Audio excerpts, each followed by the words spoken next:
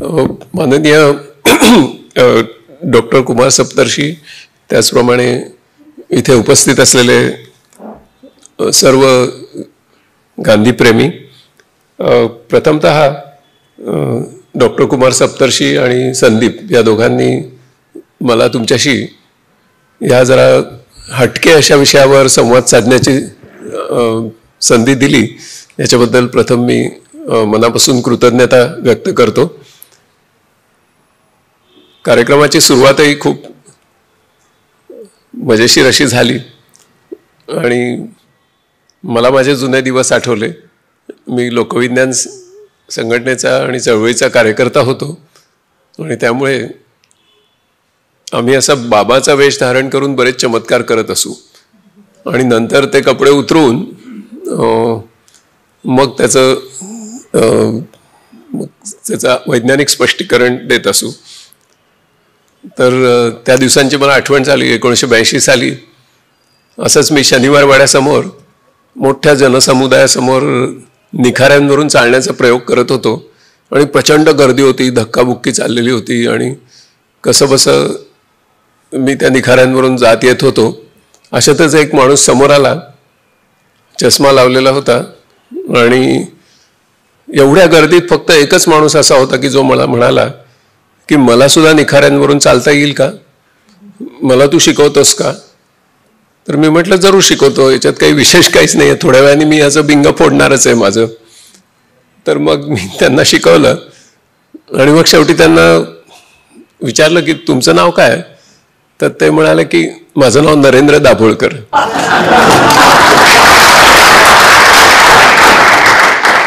तर खूप छान सुरुवात झाली, मला खूप आनंद झाला आणि मी फिजिक्सचा विद्यार्थी आहे, माझं केमिस्ट्री एवढं काही विशेष नाही, पण आज केमिस्ट्रीचा पण एक धडा मिळाला, आनंद वाटला. आजचा जो विषय आहे तो थोडासा हटके जरी असला तरी जसं जसं आपण पुढे जाऊ तसं तुमच्या लक्षात येईल की गांधीजींच्या विचारांच्या प्रकाशामध्येच आपल्याला कसं पुढे जावं लागणार आहे. आधुनिक अशा या कृत्रिम बुद्धिमत्तेच्या युगामध्ये हा निष्कर्ष मी सांगून सुरुवात अशासाठी करतो की काही थोडासा भाग भाषणाचा हा प्रथम कृत्रिम बुद्धिमत्तेविषयी बोलणार आहे. त्या भागामध्ये तुम्हाला अशी शंका येईल की वक्ता आजचा विषय विसरलाय का, आणि म्हणून मी आधी प्रस्तावना केली. तर आम्ही ज्यावेळी विद्यार्थी दशेमध्ये अगदी होतो त्यावेळेला कृत्रिम बुद्धिमत्तेचं स्वरूप हे वेगळं होतं. त्यावेळेला म्हणजे 20व्या शतकाच्या शेवटच्या भागामध्ये त्यावेळेला साधारणपणे असं समजलं जायचं की मानवी बुद्धिमत्तेची कॉपी करणं हे कृत्रिम बुद्धिमत्ता निर्मितीचं उद्दिष्ट आहे.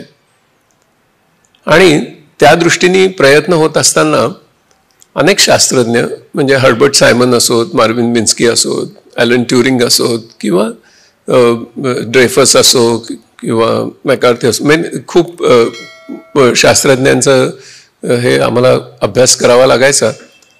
आणि त्यांचं सर्वसाधारण मत असं असायचं की इथपासून 10 वर्षात, इथून 20 वर्षात, इथून 30 वर्षात आम्ही मानवी बुद्धिमत्तेची सही कॉपी ही यंत्रामध्ये करू आणि त्यामुळे मानवी बुद्धिमत्तेला ज्या ज्या गोष्टी शक्य होतात त्या सगळ्या आम्ही कृत्रिम बुद्धिमत्तेद्वारे करून दाखवू आणि त्यामध्ये अतिसर्जनशील अशा ज्या मानवी कृती समजल्या जातात त्यासुद्धा आम्ही करून दाखवू.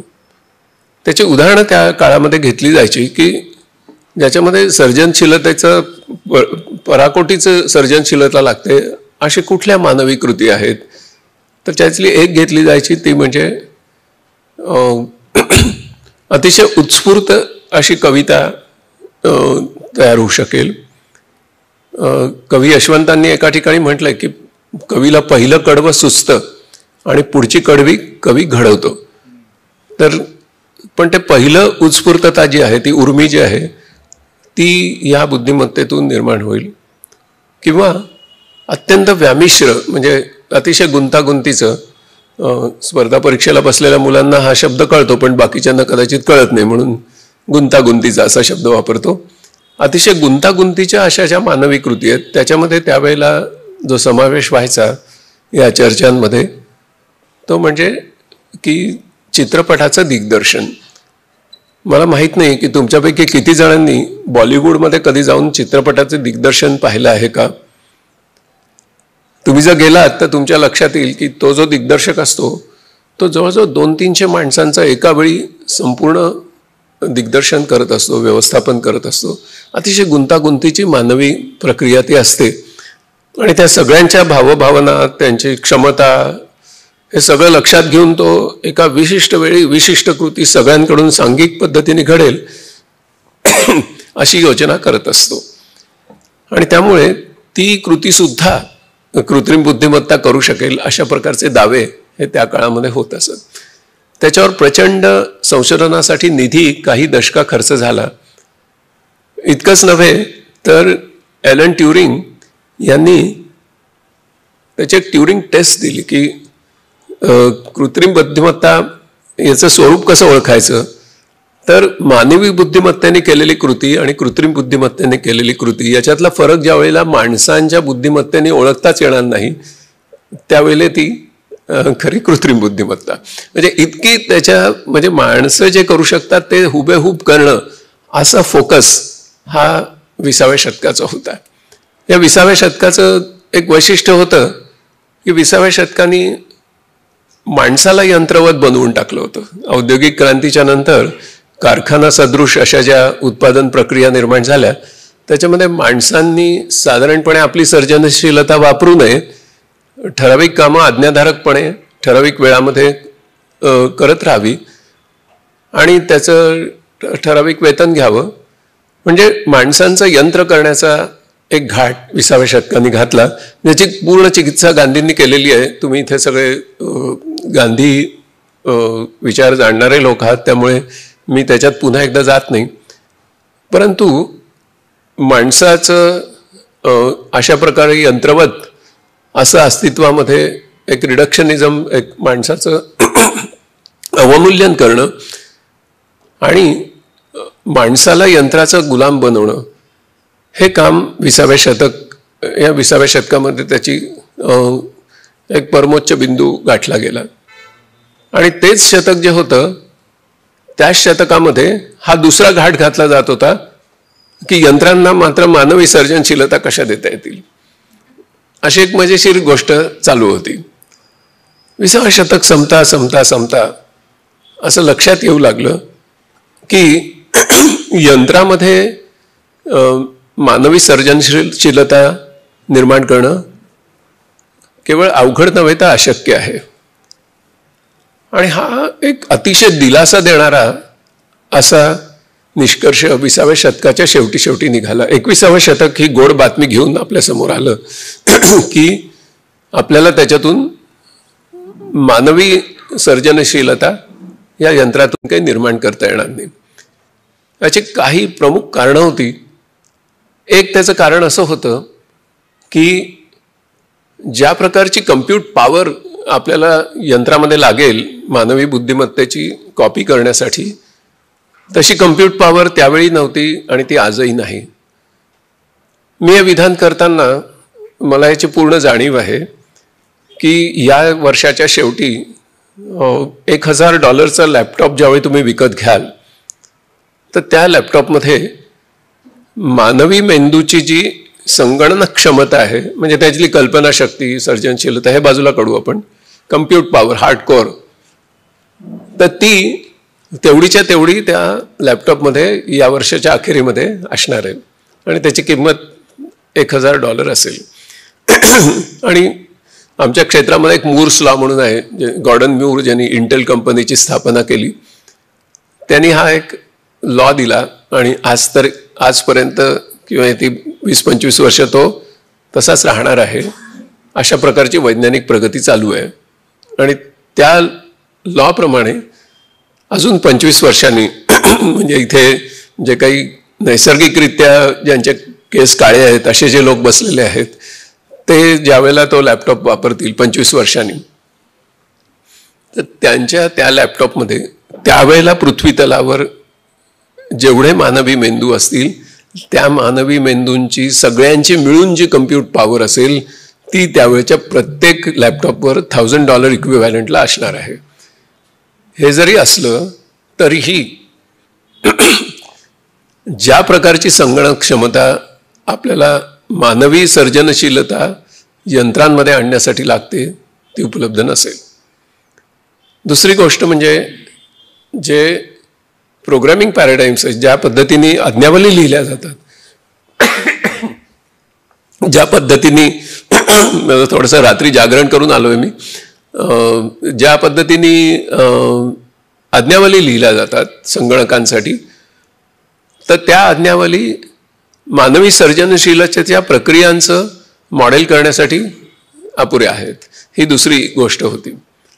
तिसरी गोष्ट जी समोर आली ती ही होती की माणसाचं जे शरीर आहे, आणि गांधींचा तो फारच म्हणजे जगाला त्यांनी दिलेली देणगी आहे की तुम्ही मानवी शरीर जे आहे ते किती अप्रतिम असं यंत्र आहे, त्याच्याकडे त्या दृष्टीने बघा आणि त्याचा परमोत्कर्ष तुम्ही केला पाहिजे तुमच्या शरीराचं जाणून. त्याच्यामुळे ते स्वतःच्या शरीराची किती काळजी घेत होते हे तुम्ही सर्व जाणकार लोक जाणताच.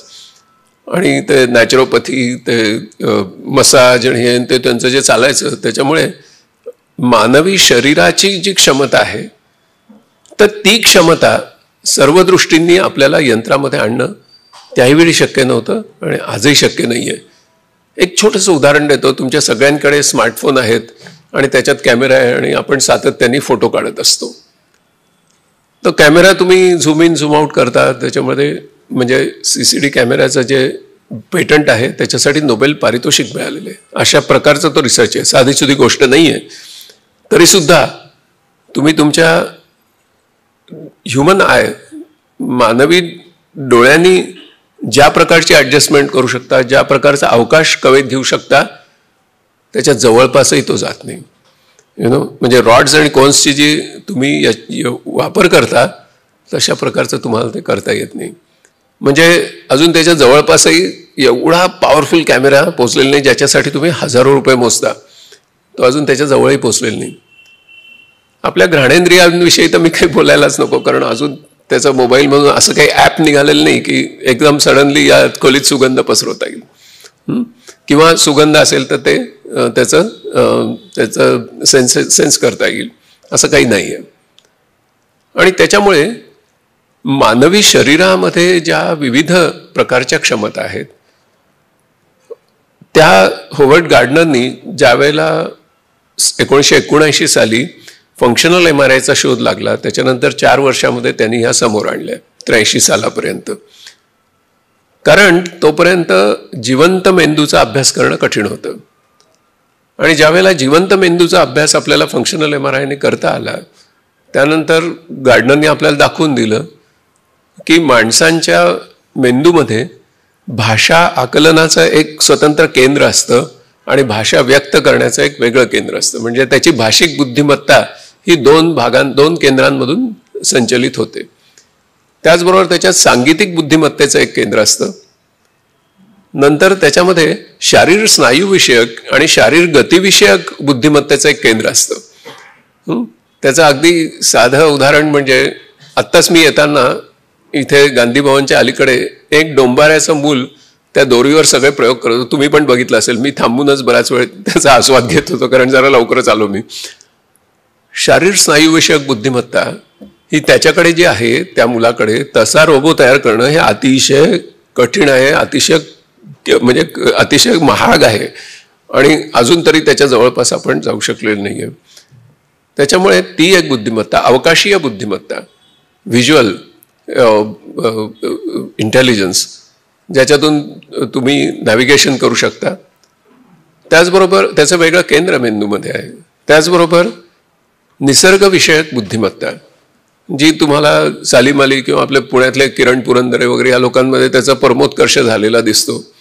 की किरण ज्या वेळेला 71 पक्ष्यांचे आवाज काढतात त्यावेळी त्या पक्ष्यांच्या माद्या मेटिंगला येतात जवळ, इथपर्यंत त्यांना ती बुद्धिमत्ता गवसलेली आहे. तर त्याच्यामुळे तशी एक बुद्धिमत्ता आपल्याकडे आहे. त्याचबरोबर आंतरव्यक्ती बुद्धिमत्ता, इतरांच्या भावभावना समजून घेण्याची बुद्धिमत्ता.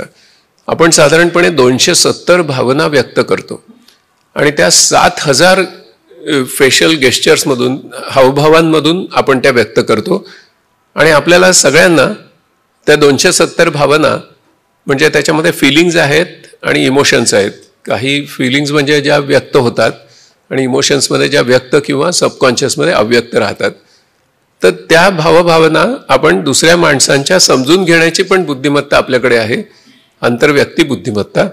आणि त्याचबरोबर ती गेस्चर्स जे हावभाव आहेत त्याचा अन्वयार्थ आपण लावू शकतो आणि ती गेस्चर्स आपण स्वतः पण व्यक्त करू शकतो. त्याचबरोबर व्यक्ती अंतर्गत बुद्धिमत्ता, आपण कोण आहोत, मी कोण आहे हे समजून घेण्याची एक बुद्धिमत्ता आणि त्याचं एक वेगळं केंद्र आपल्या मेंदूमध्ये आहे. म्हणजे गांधी ज्यावेळेला मानवी बुद्धिमत्तेला, मानवी क्षमतेला, मानवी अस्तित्वाला, मानवी शरीराला इतकं महत्त्व देतात, तर पुढच्या काळामध्ये जो रिसर्च झाला त्याच्याने हे सगळं म्हणजे अधोरेखित झालेलं आहे, हे आपण लक्षात घ्या.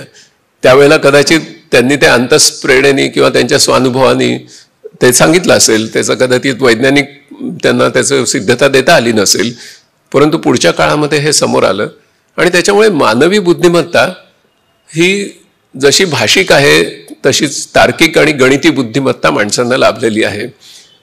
अगदी साधं उदाहरण तुम्हाला घ्यायचं झालं तर क्रिकेट खेळणारा चांगला मुलगा, अतिशय उत्तम क्रिकेट खेळणारा मुलगा आपल्याला म्हणतो की मला गणित काही येत नाही बा, गणितात नापास हो. आता ज्या वेळेला तो फलंदाज असं जोरात चेंडू मारतो आणि त्याचा कॅच उडतो, ज्यावेळेला हा मुलगा फिल्डर असतो त्यावेळेला तो धावत धावत जाऊन बरोबर अशा ठिकाणी थांबतो की जिथे बॉल पडण्याची शक्यता आहे आणि तो कॅच घेतो. याच्यावेळी त्यांनी आमच्या म्हणजे प्रोफेसर प्रवीण सप्तर्षी बसले तिथे, ते सांगतील तुम्हाला की त्याने इंटिग्रो डिफरन्शियल इक्वेशन सोडवलेलं असतं. इतकं मॅथमॅटिक्स त्यांनी केलेलं असतं, कारण किती गतीने धावत जायचं, त्यांनी हे प्रोजेक्टाईल मोशनचं इक्वेशन सोडवलेलं असतं. त्याच्यामुळे तो बॉल कधी आणि कुठे पडेल हे त्यांनी ठरवलेलं असतं आणि आपण आता कुठे आहोत तिथून किती वेगाने धावत गेलं पाहिजे म्हणजे आपल्याला त्याचा कॅच घेता येईल, याचं गणित त्यांनी केलेलं असतं. आणि त्याचवेळी दूरवर असलेला एक दुसरा फिल्डर हा अजिबात हलत नाही, याचं कारण त्यांनी पण एक गणित सोडवलेलं असतं की आपण किती वेगाने धावत गेलो तरी तिथे आपण पोहोचणार नाही. इतकी बुद्धिमत्ता ही गणिती आणि तार्किक बुद्धिमत्तेचं एक वेगळं केंद्र आपल्या मेंदूमध्ये आहे. म्हणजे तुम्ही लक्षात घ्या की या सगळ्या म्हणून मनुष्य, प्रत्येक मूल जे जन्माला येतं ते असा बहुविध बुद्धिमत्तांचा पट घेऊन जन्माला येतं, मल्टिपल इंटेलिजन्सेस. आपल्याला जी अल्फ्रेड बिनेनी एक आपल्या मनामध्ये एक अंधश्रद्धा बसवून टाकली की बुद्धिमत्ता एकरेषी असते, ती IQनी शोधता येते आणि ज्यांचा IQ चांगला ते बुद्धिमान वगैरे. तर ते सगळं अवैज्ञानिक आहे, पुढे सिद्ध झालं. पण त्याचबरोबर समाज हळूहळू बदलतो. त्याच्यामुळे एखादी मुलगी अतिशय उत्कृष्ट नृत्य करत असेल तर तिला आपण ती खूप बुद्धिमान आहे असं म्हणत नाही. खरं म्हणजे तिची शरीर स्नायूविषयक बुद्धिमत्तेचा तो आविष्कार असतो, पण तिला आपण अजून बुद्धिमान म्हणत नाही, तिला आपण ती चांगली नृत्य करते असं म्हणतो. तो आपल्यातली ती अवैज्ञानिकता आहे. त्याच्यामुळे हा जो शरीर हा जो भाग आहे ज्याच्यामध्ये एवढी ज्ञानेंद्रिय आहेत आणि एवढी कर्मेंद्रिय आहेत आणि त्यांचं संपूर्ण कोऑर्डिनेशन होतं, ही एक अतिशय व्यामिश्र अशी नैसर्गिक आणि उत्क्रांतीच्या संबंध प्रवासातून पुढे आलेली एक निर्मिती आहे. आणि त्याच्यामुळे तिची आपण कॉपी करू शकू हा थोडासा जरा अहंकारच होता आणि त्याच्यामुळे तो अर्थातच अयशस्वी झाला. आणि दुसरी एक गोष्ट शेवटची, आणि ती तर मजेशीर आहे की आपण यंत्रामध्ये जे विकसित करतो आहोत, म्हणजे त्या काळातलं 20व्या शतकातलं म्हणतो, आपण यंत्रामध्ये जी बुद्धिमत्ता विकसित करतो आहोत ती मानवी बुद्धिमत्तेची हुबेहूब कॉपी आहे असं गृहीतकच मुळात चुकीचं होतं. तेच बिनबुडाचं होतं, कारण तुम्हाला जी मानवी बुद्धिमत्ता अजून परिपूर्णपणे आकलन झालेलं नाहीये, तर तुम्ही जी विकसित करताय ती त्याची कॉपी आहे असं गृहीतक असणं हे तर बिनबुडाचं होतं. अशी अनेक कारणं त्याच्यात आहेत. आणि त्यामुळे आणि आत्तासुद्धा आपण जे सेन्सर्स आहेत, आता खूप चांगले चांगले सेन्सर्स आहेत. तुम्ही बघा की टाळी वाजवली की लाईट बंद होतात वगैरे, अशा प्रकारचे खूप सेन्सर्स. आता सेन्सर्सची एक मोठी दुनिया आहे. सेन्सर सिकॉलॉजी तयार होतीये, नॅनो सेन्सर्स तयार होत आहेत. एका बिकरमध्ये तुम्ही काही मिलियन सेन्सर्स तयार करू शकता. आणि म्हणजे ज्वारीच्या पिकाच्या ताटाला प्रत्येकाला एक एक सेन्सर लावून त्याचा विल्टिंग पॉईंट आला की तेवढंच पाणी द्यायचं, इथपर्यंत आपण जाऊ शकतो. परंतु आपले जे सेन्सर्स आहेत ते त्यापेक्षा फारच पॉवरफुल आहेत. त्याला कमी एनर्जी लागते, त्याची साईज छोटी आहे आणि त्याचं कोऑर्डिनेशन जे होतं त्याला वायफाय वगैरे काही लागत नाही. आणि ते सेन्सर्स एकमेकांशी कोऑर्डिनेट होऊ शकतात आणि त्याच्यातून एक कृती घडू शकते. अशी कितीतरी गोष्टी आहेत. तर त्यामुळे तशी बुद्धिमत्ता आपण विकसित करतो आहोत असा अहंकार धारण करणं हे चुकीचं होतं. आणि त्याच्यामुळे 20व्या शतकाच्या अखेरीला हे स्पष्ट झालं की 20व्या शतकानी जरी यंत्रांमधून म्हणजे माणसांमधून यंत्रवत असं काम करून घेण्यात यश मिळवलं असतं, तरीसुद्धा यंत्रांमध्ये मानवी सर्जनशीलतेचा आविष्कार करणं अशक्य आहे, ह्या बिंदूपर्यंत ते पोचलं. अशा वेळेला तुम्ही सहजच विचाराल की आम्ही तर हल्ली रोज ChatGPT वापरतो, त्याला आम्ही कविता करायला सांगतो वगैरे वगैरे. तो कविता करतो सुद्धा, मी सुद्धा करतो त्यातून कविता. तर मग ते कसं काय होतं असं तुम्हाला वाटेल. तर ते थोड्या वेळाने आपण त्याचं स्पष्टीकरण बघणार आहोत. पुढे जाऊन 21व्या शतकानी मग काय केलं की आता एवढं रिसर्च फंडिंग करायचं, हे करायचं, तर मग कृत्रिम बुद्धिमत्तेचा विकासाची वेगळी दिशा ही 21व्या शतकात तयार झाली. आणि ती दिशा अशी आहे की जे मानवी बुद्धिमत्तेला जमत नाही अशा ज्या गोष्टी आहेत त्या कृत्रिम बुद्धिमत्तेमध्ये विकसित करा. इतका वेगळा म्हणजे डायव्हर्जंट पाथ हा घेतला गेला, हे लक्षात घ्या. आपण त्यांनी नाद सोडून दिला मानवी बुद्धिमत्तेच्या नादी लागण्याचा, कारण ते शक्य नाही. कारण त्याचं रिसर्च फंडिंग कोण देणार हो? भांडवलशाहीमध्ये शेवटी केटला प्रॉफिट असा न्याय असतो. त्याच्यामुळे त्याच्यातून काय मिळणार आहे, त्याच्यातून पुढे प्रॉफिट काय होणार आहे, तर आम्ही त्याच्यात गुंतवणूक करू, नाही तर उगाच काय अशी तुमच्या याच्यासाठी थोडीच कोणी गुंतवणूक करणार. त्याच्यामुळे हा एक वेगळा डायव्हर्जंट पाथ निर्माण झाला. आणि त्याच्यामुळे तुमच्या सगळ्यांनी तुम्ही जी गोष्ट वापरली आहे ती कृत्रिम बुद्धिमत्ता तुमच्या हातामध्ये आली. आणि ती म्हणजे त्याचं पहिलं पहाट जी होती ती म्हणजे तुम्ही गुगल सर्च दिल्यानंतर तत्काळ लक्षावधी सर्च रिझल्ट्स तुमच्या समोर येऊ लागले.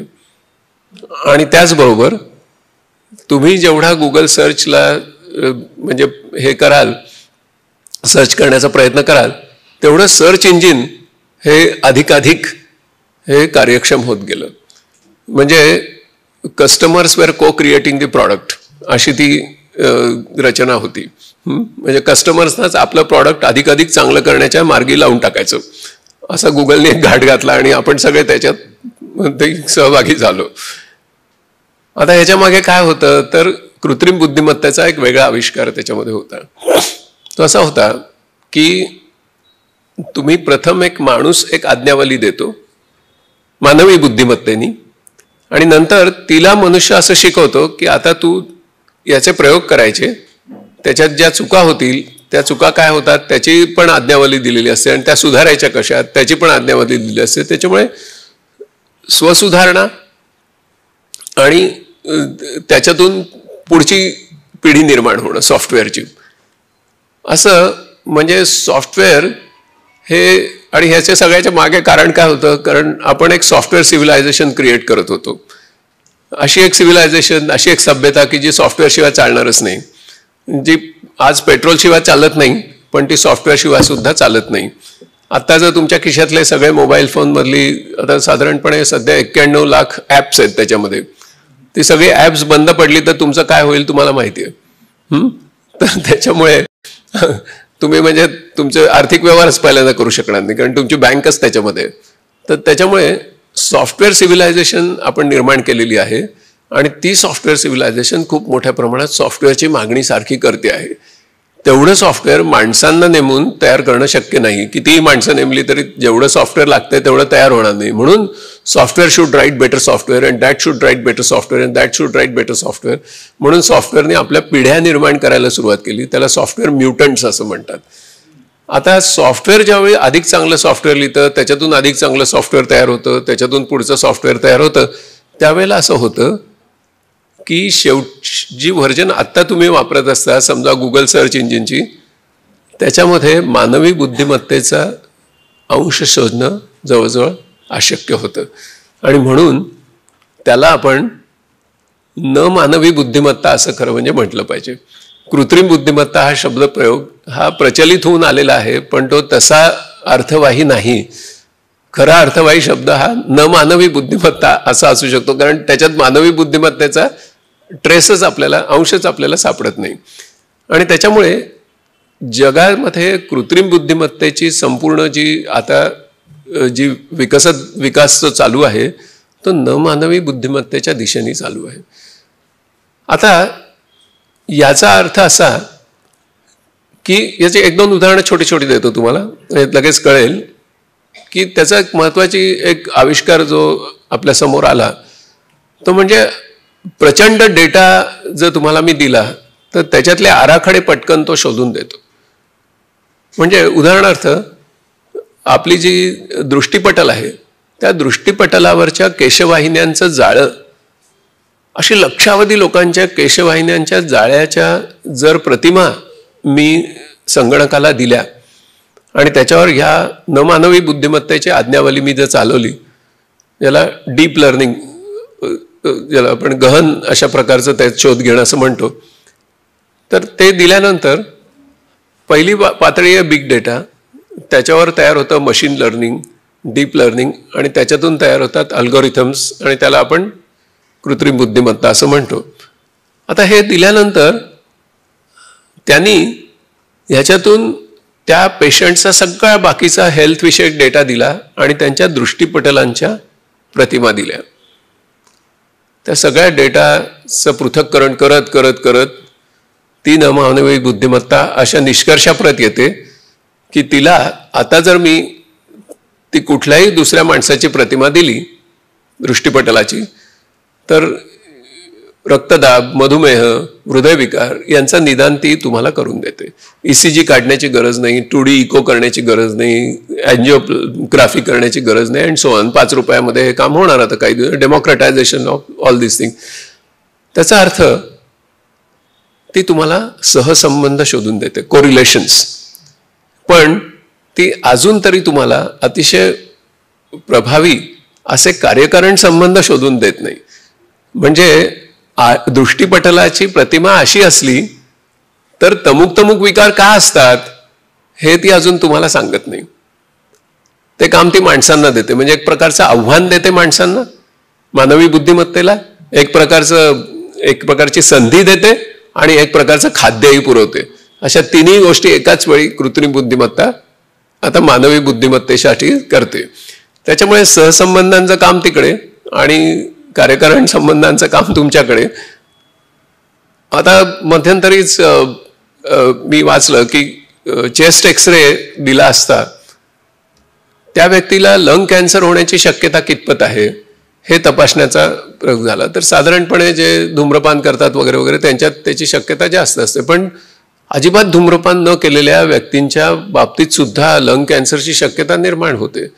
मग असं का होतं? तर अक्षरशः दशलक्षावधी चेस्ट एक्सरेज दिले गेले, त्याचं पृथक्करण त्यांनी केलं आणि त्याच्यातून त्यांनी आता जो सहसंबंध शोधला आहे त्याच्यातून आता तुम्ही या व्यक्तीला फुफ्फुसांचा कर्करोग होण्याची संभाव्यता किती आहे ते सांगू शकता. म्हणजे थोडक्यात जो चेस्ट एक्सरे आपण पूर्वी बघत होतो त्याच्यात एक जेनेटिक डेटा पण दडलेला आहे हे आपल्याला कधीच माहिती नव्हतं, कारण त्यांना धूम्रपानाने कॅन्सर होत नाहीये, त्यांना त्यांच्या जेनेटिक ह्याच्यामुळे होतं. आता हा सहसंबंध त्यांनी शोधून दिलं, पण ते जीन्स काय आहेत वगैरे वगैरे ते काही सांगितलेलं नाही, ते तुम्हाला शोधायचं आहे. अशा प्रकारच्या गोष्टी आता याच्यामध्ये होत आहेत. त्याचा जो दुसरा वापर तुम्ही रोज करता आहात तो तर खूपच मजेशीर आहे. तो म्हणजे तुम्ही हँडरायटिंग मोड तुमच्या मोबाईल फोनमध्ये वापरता का? हँडरायटिंग मोड बोटाने लिहिता आणि सगळी मराठी अक्षरं तशीच्या तशी, म्हणजे दृष्टद्युम्न, प्रद्युम्न, धृतराष्ट्र वगैरे अगदी एक्झॅक्ट ॲक्युरेट येतात बघा. आपण मोबाईल फोनवर हाताने ज्यावेळी लिहितो त्यावेळी डेटा तयार होतो. म्हणजे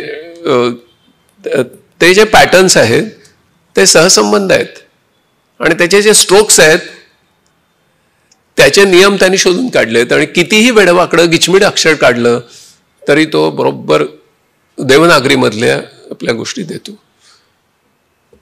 त्याचबरोबर तुम्ही दुसरा एक त्याचा आविष्कार बघता तो म्हणजे की मी टायपिंग जे करतो 77 सालापासून मी कम्प्युटर वापरतो, परंतु मला फारसं टायपिंग स्पीड कधी मिळवता आलं नाही. माझं टायपिंग स्पीड काहीतरी 5-7 वगैरे असेल, काय मी मोजला नाही कधी. सरकारी नोकरी मिळवण्यासाठी 30चा स्पीड लागतो. ओके, पण आता माझा टायपिंग स्पीड हा 150 शब्द पर मिनिट आहे. लक्षात आलं तुमच्या? याचं कारण मी व्हॉइस टायपिंग वापरतो. मी माझे लेख वगैरे लिहितो त्यावेळेला मी माझ्या गाडीच्या चालकांना सांगतो की मला काहीही म्हणजे वेळ वगैरे लागलेली नाही आहे, नाही तर तुला वाटेल मी स्वतःशीच काय बडबडत चाललोय फोनवर. तर मी लेख लिहितो आहे आणि साधारणपणे 150 शब्द पर मिनिट असं माझं लेखन चालतं आणि ते कोणालाही शक्य आहे, माझ्यात काही विशेष काही नाही. याचं कारण प्रत्येक जे सिलेबल आपण उच्चारतो त्याचे आता पॅटर्न शोधण्यामध्ये यश आलं आणि त्यासाठी त्यांनी इतकं मराठी भाषेचं, तुम्ही सगळे लोक जे मराठीत बोललात फोनवर त्याचे कॉर्पसेस गोळा केले, त्याचे ऐवज गोळा केले मोठमोठे आणि त्याचं पृथक्करण करत करत तो शिकला आणि त्याच्यामुळे आता वेडेवाकडे जरी शब्दांचे उच्चार केले तरी ते उमटतात मात्र जवळजवळ नियर परफेक्ट अशी त्याची प्रगती त्यांनी साधली. म्हणजे आता कृत्रिम बुद्धिमत्तेचं स्वरूप हे या न मानवी बुद्धिमत्तेकडे चाललेलं आहे.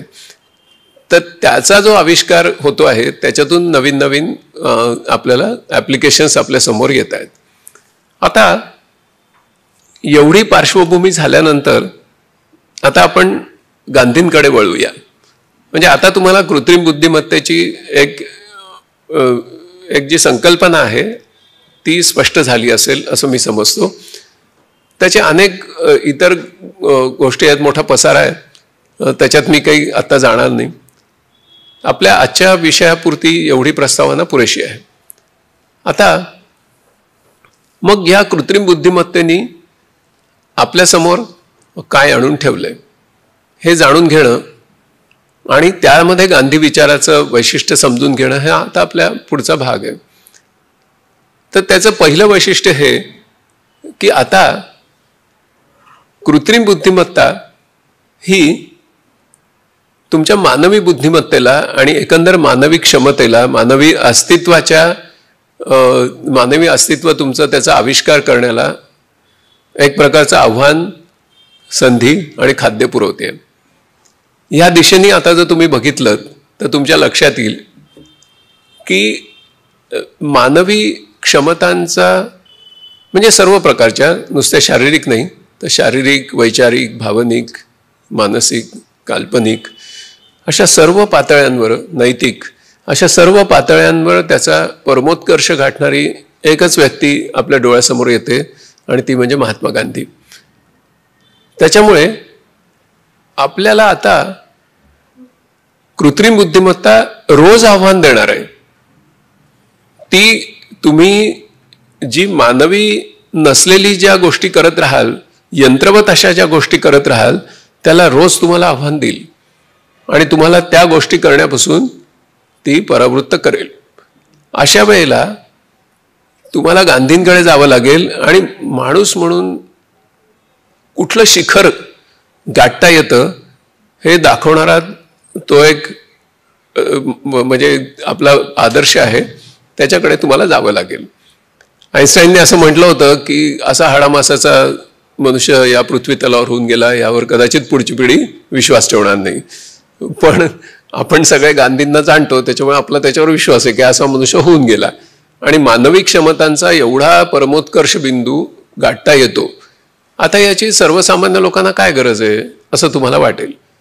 तर याची अगदी प्रॅक्टिकल गरज अशी आहे की जर त्यांनी आता आपण मनुष्य असणं म्हणजे नक्की काय, आपली मनुष्यत्वाची व्यवच्छेदक लक्षणं कुठली ह्याचा जर नीट अभ्यास केला नाही तर त्यांचं अस्तित्वच धोक्यात येईल, ही खरी गरज आहे.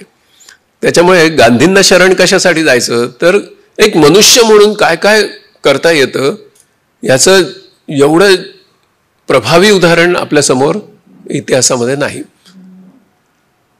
आता तुम्ही बघा की अगदी साधी गोष्ट म्हणजे पीटर मरिट्सबर्ग स्टेशनवरचा त्यांचा जो अनुभव आहे त्याच्यामध्ये या दृष्टीने तुम्ही त्या अनुभवाकडे आता बघा की सामान फेकून दिलेलं आहे आणि तो एक पर्वतरांगातला एक प्रदेश आहे, कडाक्याची थंडी आहे आणि आता त्यांना गाडीतून ढकलून दिलं आहे. अशा वेळी कुडकुडत तो युवा बसलेला आहे आणि तर मानवी बुद्धिमत्तेचं वैशिष्ट्य काय, तर बाह्य संवेदनेला प्रतिसाद काय द्यायचा त्याच्यातल्या निवडीचं स्वातंत्र्य. ही मानवी बुद्धिमत्तेची एक गोष्ट जी आहे ती कृत्रिम बुद्धिमत्तेकडे नाही.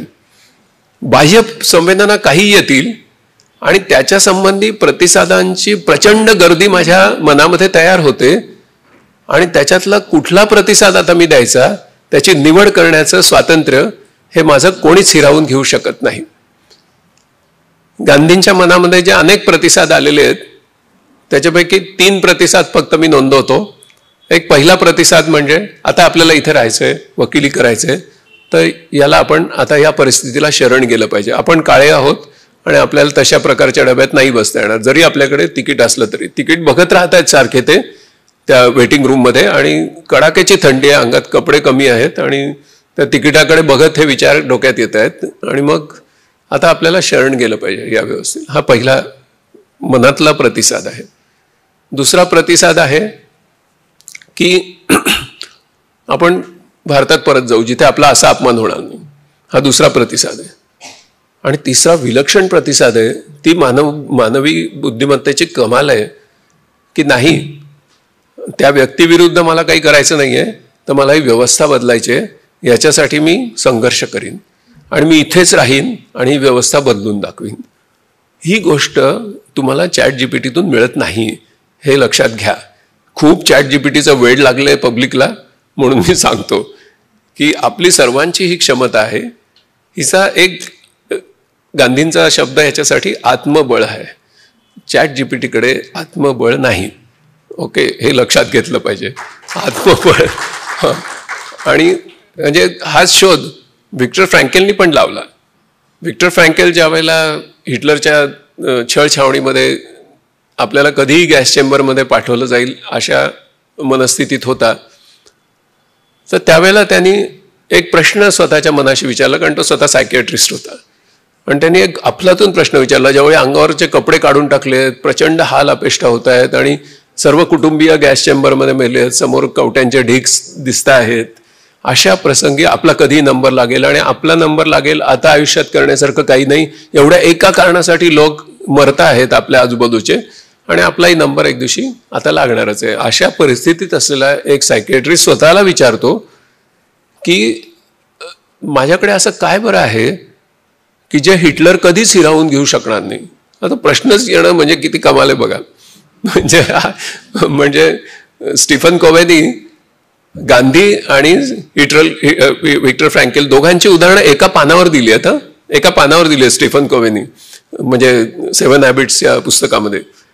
तर त्याच्यामध्ये तो शेवटी आपल्या मनामध्ये त्याचा रिसर्च करून शेवटी हा निष्कर्ष काढतो की मला या प्रसंगी या सगळ्या परिस्थितीला प्रतिसाद देण्याचं जे अनेक प्रतिसाद माझ्या मनात निर्माण होत आहेत त्यातला मी नक्की कुठला निवडायचा हे निवडण्याचं जे माझं स्वातंत्र्य आहे ते हिटलर कधीच हिरावून घेऊ शकणार नाही. ह्या प्रतिसादापिशी तो येतो आणि अर्थातच नंतर म्हणजे तो तशा प्रकारे मनामध्ये अशी कल्पना करतो की आता मी ह्या तुरुंगातून सुटलो आहे, माझे विद्यार्थी पुन्हा माझ्यासमोर बसले आहेत आणि हिटलरच्या छळछावणीतल्या कैद्यांचं मानसशास्त्र आता मी त्यांना शिकवतोय आणि अशी व्याख्यानं तो मनातल्या मनात देऊ लागतो. ओके, आणि नंतर अर्थातच त्याची सुटका होते. पुढे तो 250 पुस्तकं लिहितो आणि man's search for a meaning हे त्याचं गाजलेलं पुस्तक, त्याच्या 1 कोटीपेक्षा जास्त प्रति जगात खपल्यात, आजही खपत राहतात. ओके, तर त्याच्यामुळे ही जी मानवी बुद्धिमत्तेची एक परमोत्कर्ष गाठण्याची जी गांधींची कपॅसिटी आहे, ही मुलांना आता शिकवली पाहिजे. याचं कारण तुम्ही कोण आहात, तुम्ही माणसं आहात, तुम्ही मशीन नाही आहात, हे आता जास्त नीट सांगण्याची गरज आहे. कारण पूर्वी ते मशीन दिसायचं हो, आता असं वाटतं की प्रत्येक प्रश्न जो परीक्षेत येणार आहे त्याचं उत्तरच ChatGPT आहे, तर मी कशाला अभ्यास करायचा, हा जो प्रश्न आहे, तर ते तुझं मानवी अस्तित्वाचं अवमूल्यन आहे. त्या परीक्षेतल्या अपेक्षित प्रश्नांना अपेक्षित वेळात अपेक्षित उत्तरं दिली की अनपेक्षितरित्या जास्त गुण मिळतात, हे तुझा मानवी अस्तित्वाचं अवमूल्यन आहे. तू सर्जनशील प्राणी म्हणून जन्माला आलेला आहेस, हे आता मुलांना सांगण्याची गरज आहे. आणि त्याच्यासाठी गांधींचं संपूर्ण जीवन हे त्यांच्या समोर आहे. उदाहरणार्थ, ते साऊथ आफ्रिकेमध्ये असताना मिली पोलॅक यांच्या पुस्तकामध्ये मी हे वाचलेलं आहे. त्या पुस्तकाचं नाव दी मॅन असं आहे.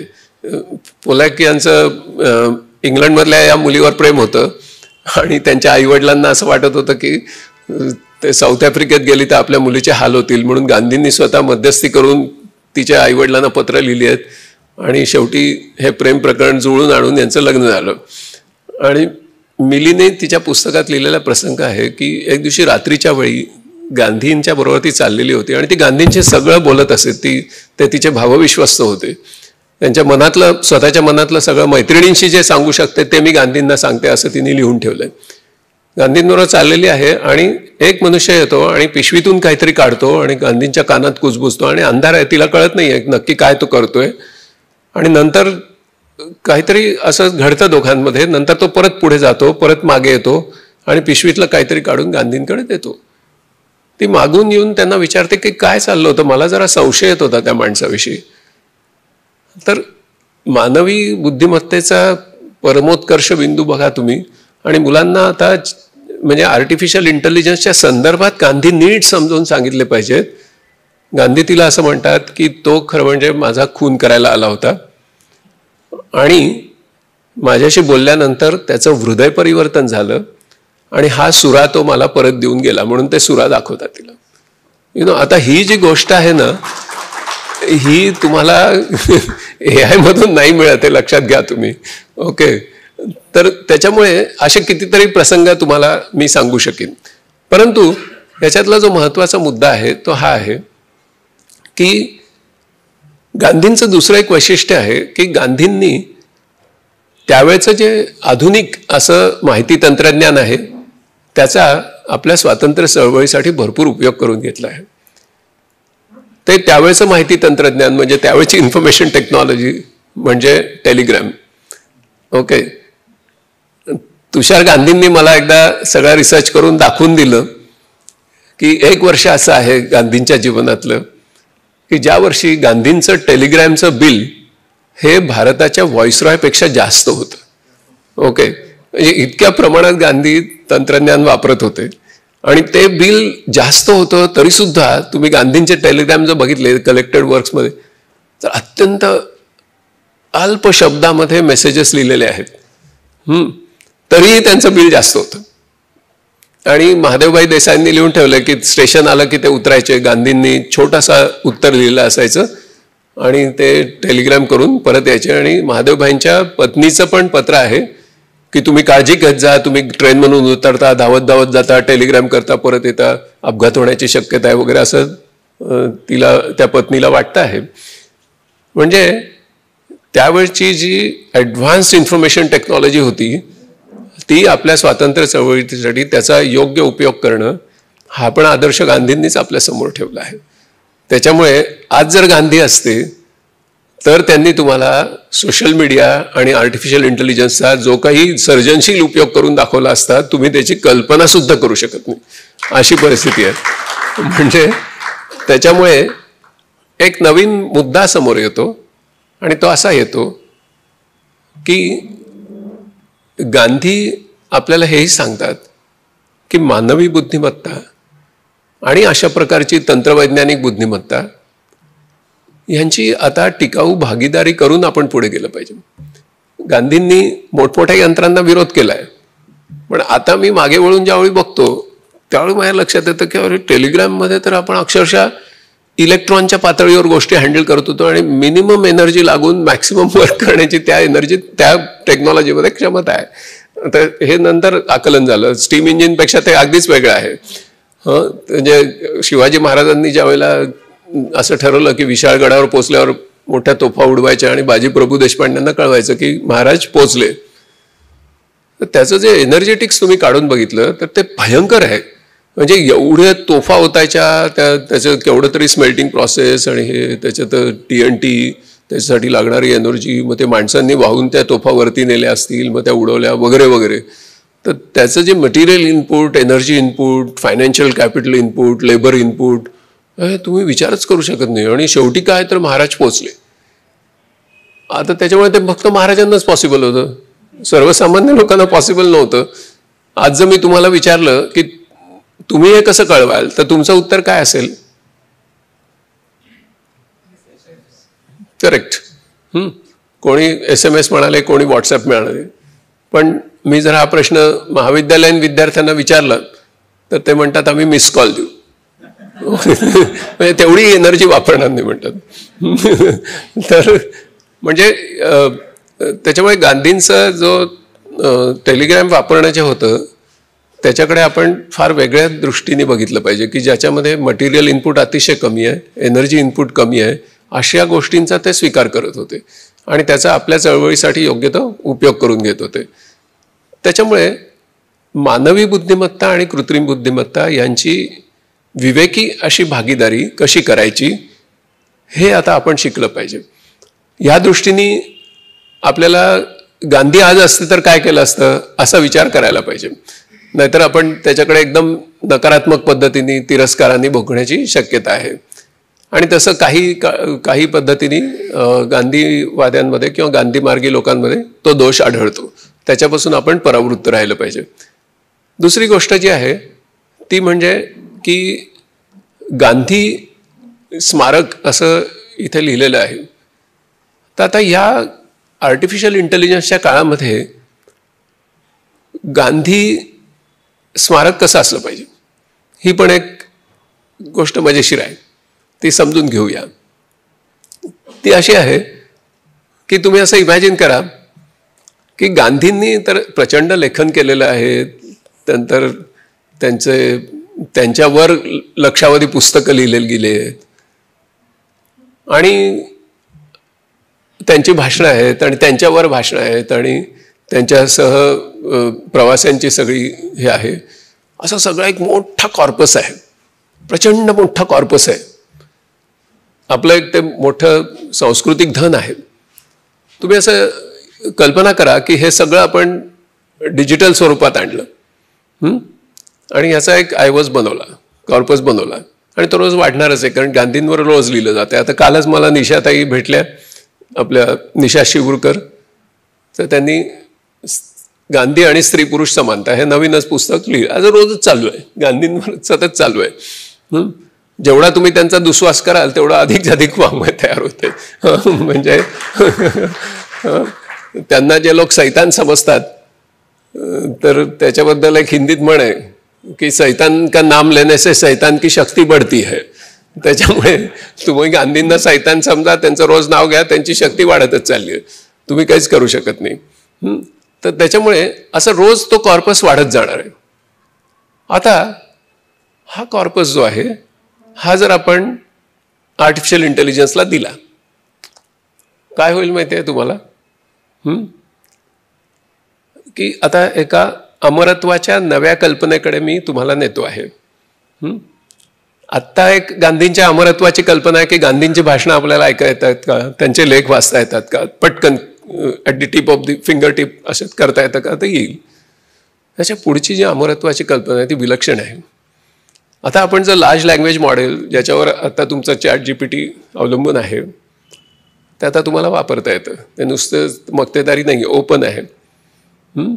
ते जर ह्या संबंध ऐवजाला आम्ही लावलं तर काय मजा होईल माहिती आहे की निखिल वागळे, विश्वंभर चौधरी आणि असीम सरोदे यांच्यावर परवा जो हल्ला झाला त्याबद्दल गांधी काय म्हणाले असते हे तुम्हाला गांधींच्या आवाजात ऐकू येईल.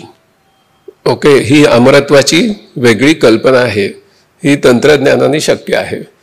ओके, असं प्रत्येक गोष्टीवर गांधी आज असते तर ह्या कॉर्पसच्या आधारे गांधींनी काय केलं असतं, गांधींनी काय विचार मांडले असते हे आपण युवांना सांगू शकतो आणि गांधी आजच्या काळात उभे करू शकतो.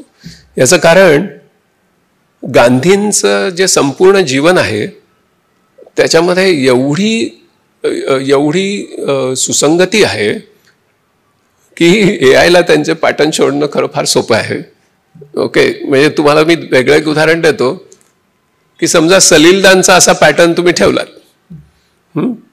तर सलीलदानची सगळी गाणी, त्यांचं दिलेलं म्युझिक हे ते सगळं ठेवलं, तर एखाद्या नव्या गीतकारांनी एक नवीन गीत लिहिलं तर त्याला सलीलदा म्युझिक देतील, म्हणजे एआय मधले सलीलदा, आणि सलीलदानच्या फॅन्सना असं वाटेल की हे सलीलदाननीच दिलेलं म्युझिक आहे. ओके, कारण त्यांचा पॅटर्न आहे भावोत्कट. आता तर जेवढं भावोत्कट म्युझिक तुम्ही देत जाल त्या पॅटर्नच्या आधारे निर्माण केलेलं तुम्ही करू शकता. त्याच्यामुळे आपण गांधींना अगदी वेगळ्या प्रकारे आता नित्यनूतन अमरत्व देऊ शकतो, नुसतंच अमरत्व नाही.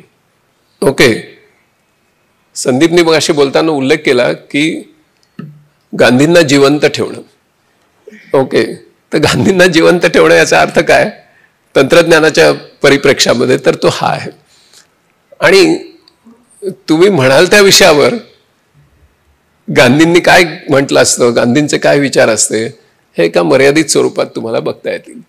गांधींची स्वतःची सर्जनशीलता जबरदस्त होती. म्हणजे तुम्ही मिठाचा सत्याग्रह एकच उदाहरण पुरेसं आहे. त्याच्यामुळे त्यांनी आजच्या काळात तर प्रचंड सर्जनशीलता दाखवली असती, ही तर वेगळीच गोष्ट आहे. कारण आजच्या काळात जो संघर्ष त्यांनी उभा केला असता तो आपण कल्पना सुद्धा करू शकत नाही, इतका नवीनतम असता. परंतु जे काही त्यांचं कॉर्पस आहे तेवढ्या मर्यादेमध्ये सुद्धा आपल्याला विलक्षण असे रिझल्ट त्याच्यातून मिळू शकतील याची मला खात्री आहे. कारण मी रोजच ते तंत्रज्ञान वापरतो, त्याच्यामुळे मी रोज थक्क होत असतो.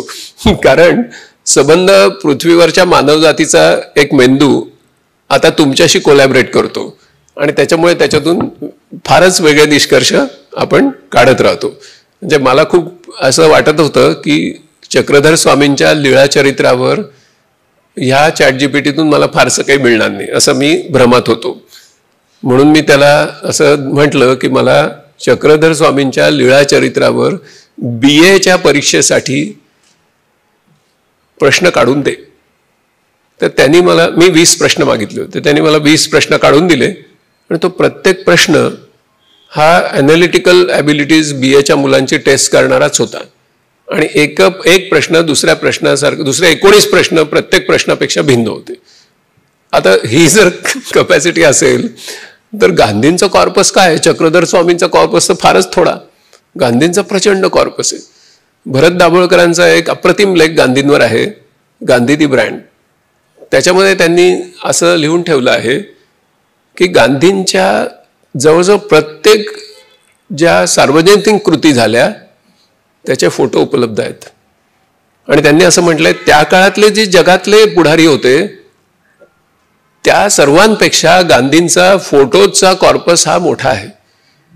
याचं कारण गांधींना एक कल्पना होती की आपल्या देशातले जे लोक ज्यांच्याशी आपल्याला संवाद साधायचा आहे ते निरक्षर आहेत. त्यांना आपण किती इंडियन ओपिनियन किंवा यंग इंडिया किंवा हरिजनमध्ये लिहिलं तर ते वाचणार नाही आहेत. त्यांना आपण प्रत्यक्ष कृती करतानाचे फोटोच कळणार आहेत. आणि त्यामुळे मला त्याच्या मागची योजनाबद्धता माहिती नाही, मी त्याचा अभ्यास केलेला नाही. कारण एकंदर गांधी या विषयावर मी काही अभ्यासक नाही, मी फक्त उत्साहाने काही गोष्टी बोलतोय. तर त्याच्यामुळे त्यांनी त्या फोटोची रचना कशी केली असेल हे मला माहिती नाही. परंतु मीच गांधींचे हजारो फोटो बघितलेले आहेत आणि त्याच्यापेक्षा खूप जास्त कॉर्पस असण्याची शक्यता आहे. त्याच्यामुळे जे इमेज इनपुट लागतं ते सुद्धा त्या आर्टिफिशियल इंटेलिजन्सला उपलब्ध आहे. आणि त्याच्यातून तो आर्टिफिशियल इंटेलिजन्स अगदी नवीनतम असे निष्कर्ष काढून नवी चित्र तयार करतो. म्हणजे अलीकडे मी सुद्धा चांगला चित्रकार झालोय. म्हणजे मी लहानपणी म्हणजे कधी रेगोट्या पण ओढलेल्या नाहीत, पण मी आता पिकासोच्या स्टाईलची किंवा क्लॉड मोनेटच्या स्टाईलची चित्र काढू शकतो. कारण माझ्या हाताशी मिड जर्नी आहे, माझ्या हाताशी डाली 2.0 आहे and so on and so fourth, किंवा लिओनार्डो आहे. त्याच्यामुळे ती चित्र घेऊन आत्ताच्या परिस्थितीत गांधींची स्फूर्तिदायक अशा कॉन्टेक्स्च्युअल इमेजेस तयार होऊ शकतात आणि आत्ताच्या तरुण पिढीला त्याचं प्रचंड आकर्षण निर्माण होऊ शकतं. असं म्हणजे ही एक गांधींना जवळ त्या तरुण पिढीच्या घेऊन जाण्याची एक विलक्षण अशी गोष्ट घडू शकते. आणि याला खर्च येत नाही. याला काय लागतं मग? तर ह्याला लागतं प्रॉम्प्ट इंजिनिअरिंग. तर ते डॉक्टर कुमार सप्तर्षी किंवा त्यांचे जे सगळे कार्यकर्ते आहेत त्यांनी गांधीयन प्रॉम्प्ट इंजिनिअरिंग नावाचा एक कोर्स छोटा चालवला पाहिजे. 1 दिवसाचं शिबिर. याचं कारण असं की आर्टिफिशियल इंटेलिजन्सला प्रॉम्प्ट काय द्यायचे की ज्यामुळे तो तुम्हाला या गोष्टी काढून देईल, याच्यासाठी तुम्हाला गांधी नीट समजलेला असला पाहिजे.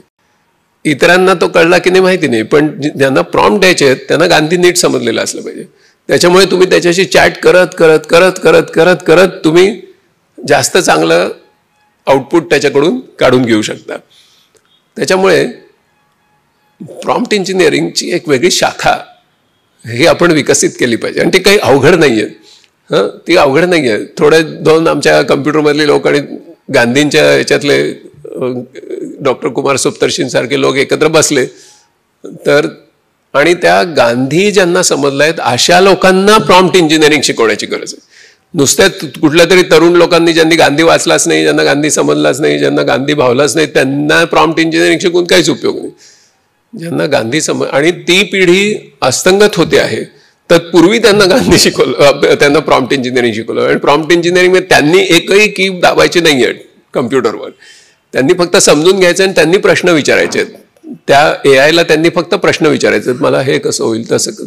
असे गांधींच्या एकंदर याच्याबद्दलचे सध्याच्या परिस्थितीतले प्रश्न विचारायचे. आणि ते जितके प्रश्न तुम्ही जास्त जास्त शार्प विचारत जाल तेवढे गांधी जास्त बाहेर येतील त्याच्यातून. आणि धक्कादायक पद्धतीने तुम्हाला समोर त्यांचे विचार येतील. म्हणजे ज्या प्रकारे तुम्ही प्रॉम्प्टमधून गोष्टी घेऊ शकता त्याला आता खरंच सीमा राहिलेली नाही. म्हणजे मी तुम्हाला एकच उदाहरण सांगतो की आमच्याकडे MKCL खूप लार्ज सॉफ्टवेअर लिहिलं जातं, कारण सर्वसामान्य लोकांना शिकवायचं त्यासाठी खूप कॉम्प्लेक्स सॉफ्टवेअर लिहावं लागतं, सो दॅट त्यांना ते सोपं शिकता येईल सोप्या पद्धतीने. आता हे सगळं सॉफ्टवेअर लिहिणारी जी मुलं आहेत ती आपल्या गावाकडचीच असतात MKCL. त्यांना त्या सॉफ्टवेअरमध्ये नीट कॉमेंट्स लिहिता येत नाहीत, इंग्लिशमध्ये कॉमेंट लिहिता येत नाही. तर आता मी त्यांना सांगितलंय की तुम्ही ChatGPT कडून तिथे मराठीमध्ये तो कॉमेंट लिहून देतो. म्हणजे या मुलांनी प्रोग्राम लिहायचा, त्याचा तो सार काय ते काढतो आणि या प्रोग्राममध्ये काय केलंय याचे कॉमेंट लिहून देतो की ज्यामुळे पुढे जो दुसरा प्रोग्रामर हा प्रोग्राम मेंटेन करायला बसतो त्याला ते लगेच कळतं. आता ह्या कॉमेंट्स मराठीमध्ये आहेत. आता हे तर आम्ही कधी इमॅजिनच केलं नाही. आम्ही उगाच लोकांना इंग्लिश शिकवत बसलो. आता इंग्लिश वगैरे शिकवण्याची काही गरज नाही. आता इंग्रजी माध्यमाच्या शाळांमध्ये मुलांना घालणं ही गोष्ट कालबाह्य होणार आहे. ही सांस्कृतिक दृष्ट्या टिकून राहील कारण तुमच्या प्रतिष्ठेच्या कल्पना वगैरे, पण त्याच्याशी मी आता संबंधित नाही आहे. ती कल्पना वैज्ञानिक दृष्ट्या कालबाह्य होणार आहे, कारण तुम्हाला सगळंच रोज म्हणजे आता मी चीनी वृत्तपत्र रोज मराठीत वाचतो, अस्खलित मराठीत वाचतो. काहीच मला म्हणजे पीपल्स डेली काही प्रॉब्लेम येत नाही.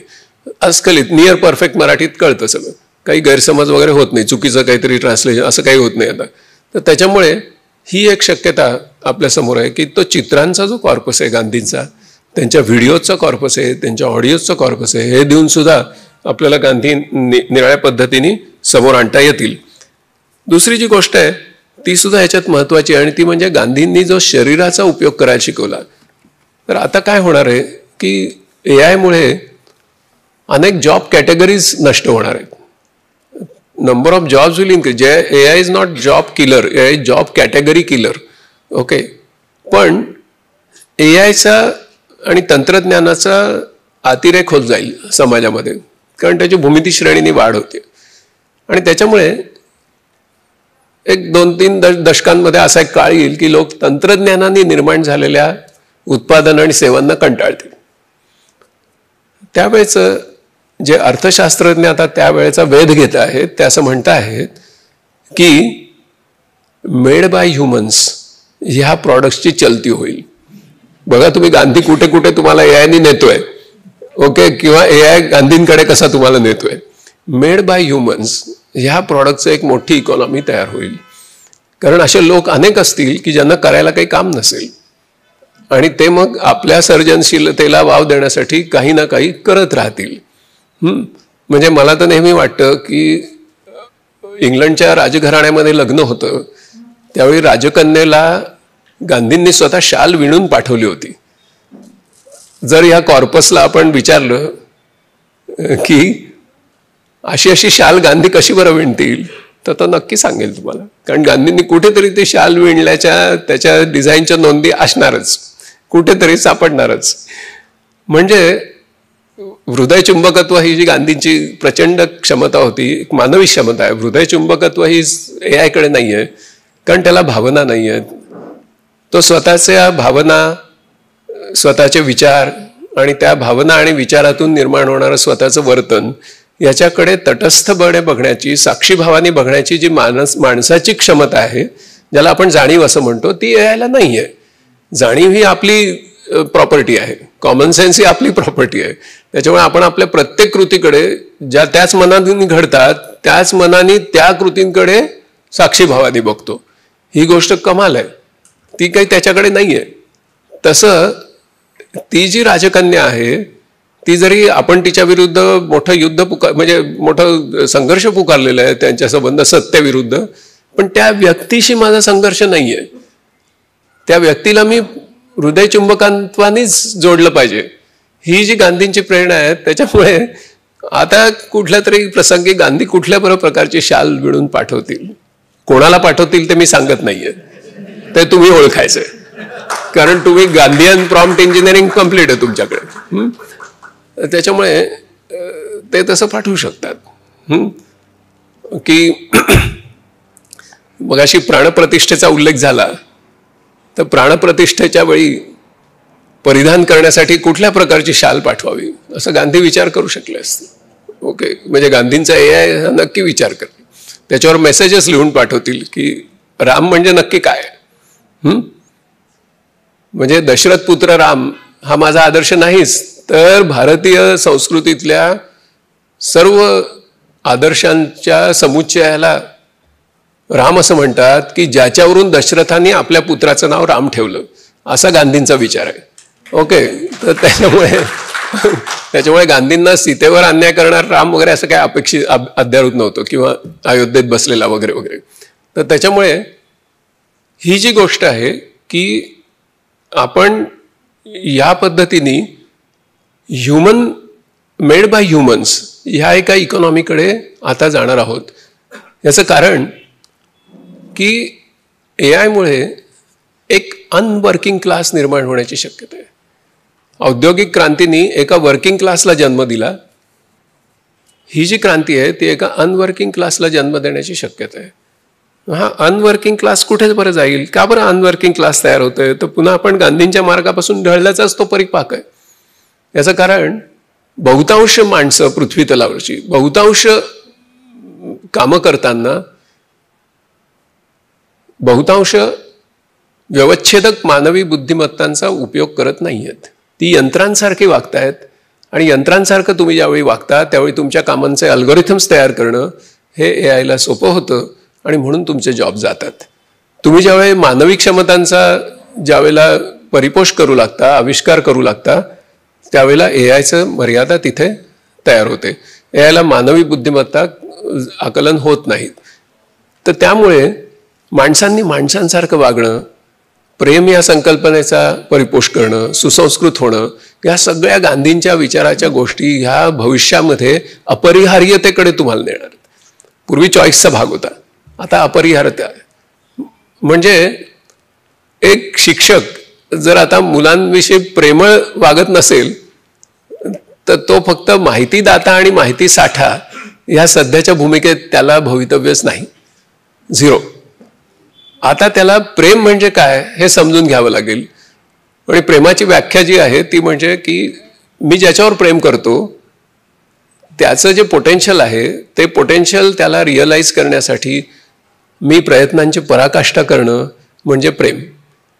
आता माझ्या विद्यार्थ्याचं पोटेन्शियल मी ओळखतो आणि ते पोटेन्शियल रिअलाइज करण्यासाठी मी त्याला माझ्या प्रयत्नांची पराकाष्ठा करतो, त्यावेळी मी माझ्या विद्यार्थ्यावर प्रेम करतो. आता ह्याच्यासाठी मला रोल आहे, कारण ते AI नाही करू शकणार आहे, त्याच्यासाठी मला रोल आहे. आणि असे लक्षावधी जॉब्स तयार होणार. आणि मग त्या इकॉनॉमिस्टचं म्हणणं असं आहे की ह्या प्रॉडक्ट्स मेड बाय ह्युमन असं त्याच्यावर टॅग असेल तर ते प्रॉडक्ट ह्युमन प्रीमियमने विकले जातील, म्हणजे जास्त भावाने विकले जातील, अशी पण मजा आहे. म्हणजे एक नवीनच इकॉनॉमी तयार होते. खादी हे गांधींचं तंत्र होतं, तत्व नव्हतं. त्याच्यामुळे वेगळ्या परिस्थितीत वेगळी तंत्र अस्तित्वात येतील, पण गांधींची तत्व ही मात्र जगाला प्रकाश दाखवत राहतील, जगाला वाचवत राहतील. अशी परिस्थिती आता या टेक्नॉलॉजीने पुढे आलेली आहे. दुसरा एक विचार, मी तुमच्या प्रश्नोत्तरांसाठी पण वेळ ठेवणार आहे, फक्त मी काही विचार पटपट संपवतो. मला याची कल्पना आहे की वेळेची मर्यादा आहे, कारण पुढच्याही वक्त्यांना बोलायचं आहे. तर त्याच्यातला एक महत्त्वाचा जो भाग आहे तो हा आहे की ज्याला आपण AIचा दुरुपयोग म्हणतो. तर AIच्या दुरुपयोगाविषयी माझ्या एका लेखातला एक छोटा पॅरेग्राफ मी वाचून दाखवतो. म्हणजे त्याच्यावर गांधींची समर्पकता ही मी स्पष्ट केलेली आहे, ती थोडक्यात मी तुम्हाला वाचून दाखवतो. कारण वेळ कमी असल्यामुळे मी विस्तार करण्याची भीती आहे, म्हणून मी वाचून दाखवतो. मनुष्य हा अवजारे हे पुरोगामी जनगर्जनाचा जो दिवाळी अंक आहे त्याच्यात हा माझा लेख आलेला आहे, त्याच्यातून मी वाचतोय. मनुष्य हा अवजारे बनवणारा प्राणी आहे, पण तो अवजारांचा विवेकी वापर करणारा प्राणी आहेच असे मात्र नाही. त्यासाठी उचित शिक्षण आणि समाज प्रबोधन यांचं सातत्य राखावं लागतं. या AIच्या अत्याधुनिक तंत्रज्ञानाचा दुरुपयोग जर स्कॅम्स आणि फ्रॉडसाठी, युद्ध पिपासेपोटी आणि नफेखोरीपोटी, संहारक शस्त्रास्त्र निर्मितीसाठी, हव्यासापोटी पर्यावरणाच्या अनिर्बंध शोषणासाठी अर्थात विकासखोरीसाठी किंवा संपत्तीचं पराकोटीचं केंद्रीकरण करून विषमता वाढवण्यासाठी किंवा लोकशाही हक्कांची पायमल्ली करण्यासाठी म्हणजे डीप स्टेट दृढ करण्यासाठी लक्षावधी नागरिकांच्या सोशल मीडिया प्रोफाईलचं सखोल विश्लेषण करून त्यांच्या आवडीनिवडी हुडकून काढून त्यांचे कल शोधून काढून त्यांना हमखास संमोहित करून सत्याचा आभास निर्माण करणारा धादांत खोटा राजकीय प्रचार करण्यासाठी, निवडणुका हॅक करण्यासाठी, निवडणुका हॅक करण्यासाठी होणार असेल तर त्याविरुद्ध व्यापक प्रबोधनाला, लोकजागृतीला आणि संघटित जन आंदोलनांना पर्याय राहणार नाही. उपहासानं असं म्हणतात की AIने आधीच लोकशाही उद्ध्वस्त केली नाही तरच तो लोकशाही वाचवू शकेल. आणि तुमच्याकडे आत्ता जे तुमच्या मोबाईल फोनमधून घडतंय त्यामधून लोकशाही आधीच उद्ध्वस्त होण्याची शक्यता आहे. AIला ते वाचवण्याची तुम्ही फुरसत कदाचित देणार नाही. तंत्रज्ञानाला मर्यादा घालण्याबद्दल किती ठरवलं तरी ते कठीण असतं. त्याऐवजी त्याचा अधिक समुचित वापर कसा करता येईल हे पाहणं जास्त गरजेचं आहे. विकासाचा मानवी चेहरा जपणं म्हणजे राजनीतीला, विकासनीतीला, अर्थनीतीला विवेकी आणि सुसंस्कृत दिशेने वळवणं. ही गोष्ट लोकांमध्ये किती प्रखर जागृती होते, त्यांचं प्रबोधन किती परिणामकारक होतं. निस्पृह असे वैज्ञानिक, विचारवंत, साहित्यिक, कलावंत मंडळी लोकांना कसं संघटित करतात. व्यक्ती स्वातंत्र्य, समाज स्वास्थ्य आणि पर्यावरण संतुलन साधण्यासाठी अत्याधुनिक तंत्रज्ञानाचं उचित नियमन करण्यासाठी नव्या कायद्यांचा आग्रह ते कसा धरतात. अभ्यासू असे प्रभाव गट आणि दबाव गट कसे संघटित करतात आणि लोक त्यांना किती सक्रिय साथ देतात यावर अवलंबून आहे. हे तंत्रज्ञान वापरून मोठ्या प्रमाणात विषमता निर्माण होऊ शकते. त्यामुळे प्रचलित भांडवलशाहीचं टिकाऊ आणि पारदर्शक नियमन अतिशय गरजेचं आहे. त्यासाठी समतेचा लढा निकराने लढावा लागेल. ती विचारवंत आणि समाज सुधारकांवरची जबाबदारी असेल. दुरुपयोगाच्या परिस्थितीत लोकांना संघटित होण्याशिवाय पर्याय राहणार नाही, कारण एकाधिकारशाही आणि अविवेकी भांडवलशाहीच्या युतीतून कृत्रिम बुद्धिमत्तेचा गैरवापर करून लोकांना असंघटित ठेवण्यासाठी आणि त्यांच्या ध्रुवीकरणाने फूट पाडण्यासाठी सततच्या भ्रामक प्रचारातून, म्हणजे व्हॉइस क्लोनिंग वगैरे सारखी प्रचार यंत्र येतात की तुम्हाला वाटेल की कुमार सप्तर्षीच तुम्हाला हे सांगतायत विचार हुबेहूब त्यांच्या, आणि त्यांचं 30 सेकंदाचं सॅम्पल मला पुरेसं आहे. बाकी सगळे जे ध्रुवीकरणाचे विचार आहेत ते त्यांच्या तोंडून मी तुम्हाला ऐकू शकतो आणि सगळ्या कार्यकर्त्यांना महाराष्ट्रात वाटू शकतं की आता काळ बदललाय, कुमार पण असं बोलतायत. ओके, तर त्याच्यामुळे म्हणजे याचा उपयोग करून $7 बिलियन फसवणूक झालेली गेल्या एका वर्षात. कारण बायकोचाच फोन येतो की मी आता अडचणीत आहे, ताबडतोब $21,000 पाठवा, आणि लोक धाडकन पाठवतात. आणि याचं जगातलं जे तक्रारी दाखल झालेलं प्रमाण आहे ते $7 बिलियन. ओके, राजकीय प्रचार तो सोडूनच द्या. तर त्यांच्या मेंदूंची धुलाई केली जाईल, त्याद्वारे त्यांचे फक्त credit card, email account, bank account आणि मोबाईल फोन्स हॅक होणार नाहीत, तर सर्वसामान्य लोकांच्या जाणीवा, त्यांची फ्री विल आणि सत्सद विवेक बुद्धी हॅक होतील. म्हणजे मेंदू धुलाईच्या आहारी जाऊन केलेलं वर्तन आपण आपल्या मुक्त इच्छा स्वातंत्र्याचा उचित वापर करून आणि सत्वज विवेक बुद्धी शाबूत आणि जागृत ठेवून केला आहे असं त्यांना मनोमन वाटत राहील. आणि इतकंच करून ते थांबणार नाहीत, तर ते इतरांना तसं वर्तन करायला प्रभावित करतील. तुम्ही कसा विचार करावा, कुठल्या वस्तू विकत घ्याव्यात, कुठे गुंतवणूक करावी, कोणाशी लग्न करावं, कोणाला मतदान करावं, हे अशा तंत्रज्ञानाच्या गैरवापरातून हॅकिंगद्वारे ठरवलं जाऊ शकतं. माणसांच्या जाणीवा, त्यांची फ्री विल आणि सत्सद्विवेक हॅक बुक करण्यासाठी एआयला स्वतःला जाणीव असण्याची गरज नाही. महत्त्वाचं म्हणजे एआयच्या गैरवापरातून असत्य निर्मिती करायला काही सेकंद पुरेशी असतात, पण त्याचा पर्दाफाश करायला खूप वेळ, चिकाटी आणि तज्ज्ञता लागते. म्हणून या गोष्टी पराकोटीला जाऊ नयेत यासाठी सर्वसामान्य लोकांच्या हितरक्षणासाठी सत्याची कास न सोडणाऱ्या शास्त्रज्ञांनी सत्याग्रही एआय म्हणजे सत्याग्रही कृत्रिम बुद्धिमत्ता ही निर्माण करण्याची गरज आहे. ती सत्याग्रही कृत्रिम बुद्धिमत्ता तुम्हाला म्हणजे हा विचार मी गांधींकडूनच घेतलाय, कारण 1945 नंतर जो विज्ञानाचा दुरुपयोग झाला म्हणजे ॲटॉमिक वेपन्स वगैरे, त्यावेळी गांधींनी अशी सूचना केलेली आहे की आता जगाला सत्याग्रही सायंटिस्टची गरज आहे, तसं आता जगाला सत्याग्रही एआयची गरज आहे. ओके, तर त्याच्यामुळे म्हणजे गांधी किती मार्ग दाखवत आहेत बघा तुम्हाला, म्हणजे आश्चर्यच वाटतं. तुम्ही जेवढा एआयचा अभ्यास कराल तेवढे तुम्हाला गांधी जास्त समजत जातात. तर त्याच्यामुळे सत्याग्रही कृत्रिम बुद्धिमत्ता तुम्हाला तथ्यांविषयी, माहितीच्या शिफारसींच्या सत्यतेविषयी, नैतिक ग्राह्यतेविषयी आणि सजग करत राहील अशी कृत्रिम बुद्धिमत्ता तुम्हाला एखादी वस्तू घेण्याची किंवा एखादी व्हिडिओ पाहण्याची शिफारस कुठल्या कारणास्तव केली जाते, कुठल्या हेतूने केली जाते हे सांगेल. आणि याच्यासाठी म्हणजे हे का शक्य आहे, तर औषधांच्या वेष्टणावर कायद्याप्रमाणे त्यातले घटक आणि संभाव्य जोखीम आणि धोके दर्शवलेले असतात. तसंच काहीसं जन आंदोलनांमधून आपल्याला या गोष्टीत करता येईल. मग तुम्हाला ट्रम्प जिंकले की एआय जिंकला असा संभ्रम पडणार नाही. आता निर्माण होत असलेला एक्सप्लेनेबल एआय या दिशेने जाण्याची सुरुवात आहे, मात्र ते तंत्रज्ञान अद्याप बाल्यावस्थेत आहे. त्यामुळे कृत्रिम बुद्धिमत्तेचं लोकशाहीकरण, आंतरराष्ट्रीय सामंजस्य, अण्वस्त्रांच्या बाबतीत असतात तशा नियामक यंत्रणा आणि कायद्यांच्या आधारे नियमन, पारदर्शकता राखण्यासाठी आचारसंहिता इत्यादी गोष्टी लवकरात लवकर व्यवहारात आणाव्या लागतील. अन्यथा लोकांना हॅक केलं जाईल आणि हॅक झालेले बेदखल लोक संघटित होऊ शकणार नाहीत. व्यक्ती स्वातंत्र्यावर आधारलेली लोकशाही ही मुळातच लोकहितासाठी योग्य व्यवस्था नाही असं त्यांना मनोमन पटवलं गेलं तर ते न्याय्य हक्कांसाठी कधीच पुढे येणार नाहीत. त्यांना कदाचित असं वाटत राहील की पूर्वजन्मीच्या पापांमुळे आता ते बेदखल होत आहेत, म्हणजे मनुस्मृतीतल्या गोष्टी या त्यांना पूर्णपणे नीट भिनवल्या जातील.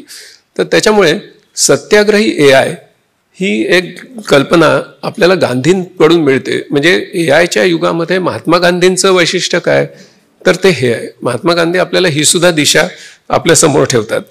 त्याचबरोबर शेवटचा मुद्दा करून मी संपवीन, कारण खूप मुद्दे आहेत. महात्मा गांधी आणि एआय बोलायला लागलं की म्हणजे माझं हे 2-3 तास संपणार नाही. पण शेवटचा एक मुद्दा मी करून संपवतो, आणि तो म्हणजे की गांधींच्या व्यक्तिमत्वातून आपल्याला जो संदेश मिळतो तो 2 भ्रांतींमधून आपण कसं मुक्त व्हायचं हा संदेश गांधी देत राहतात.